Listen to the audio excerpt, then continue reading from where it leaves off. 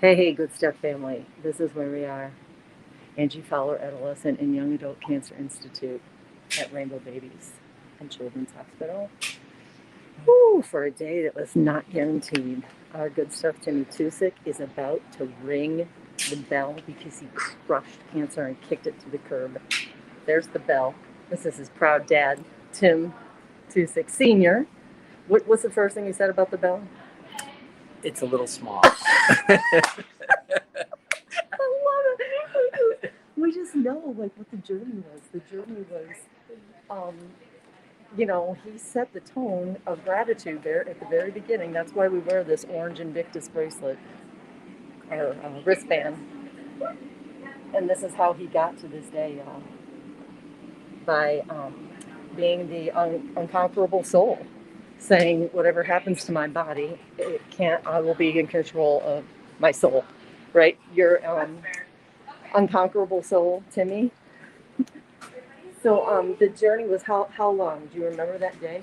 Yeah, March 2019. And he came here. Yeah. And they said straight, admitting him straight away. Right? Yes. Can you give us a window then, Tim Senior, into that day? Yeah, we got the phone call that Timmy. We knew he wasn't feeling well, so we had told him to go to the clinic at Kent State University, and we were a little worried, but not like what the diagnosis turned out to be. Anyway, so he called us that Monday, and he was being rushed by an ambulance from a local, hi Barry,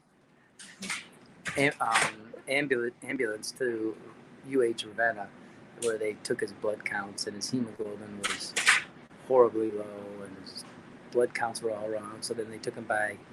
Oh no! Then he stayed there. They put him in the emergency room, and he was in PICU or the emergency ICU for a day or so. He got a bunch of blood. He got his hemoglobin, got all corrected, and then it was just a matter of trying to determine the diagnosis. We knew it was it pointed to leukemia because he was his blood counts were so wrong, and all the tests they did. So we kind of figured it was acute lymphoblastic leukemia. And so that first night in the emergency room in Ravenna was devastating because we kind of had a strong clue as to what it was. I remember sleeping there with my wife on the chairs of an emergency room, waiting area, and every sad and horrible, disappointing emotion hits you when you find out your son is diagnosed with a diagnosis like this. You're never more vulnerable in your life. And I think when you're a parent, my mom and dad passed away, and that was tough, but there's just something different. I don't understand it. I think it's nature.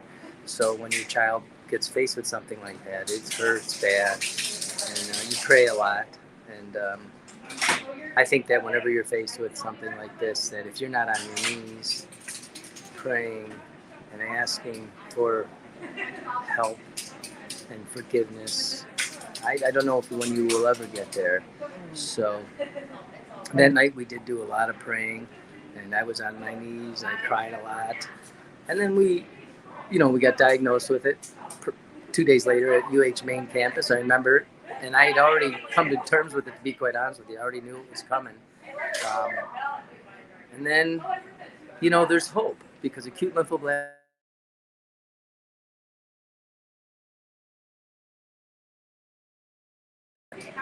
we knew that if everything went right, that he had a good chance of being cured. It's a hard word to use in cancer, but the world community fighting against acute lymphoblastic leukemia and lymphoma and blood cancers, they're all pooling the data, and they've got a recipe now.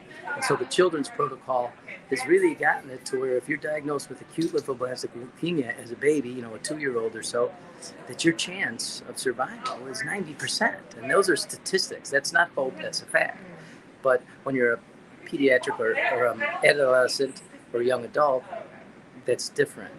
But Tim did get the children's protocol, which we were hoping that he would be assigned that, which he did. And he went through all the treatment for 2.5 years or so with flying colors. He spent, I think, 55 nights in the hospital for the first 3-4 months. He went lost a ton of weight, and so the whole process is amazing in so many ways. And he became the teacher for the parents and for all of us. And Yeah. give us a window into why you're so proud of how he warriored on. You know, the boy never once complained.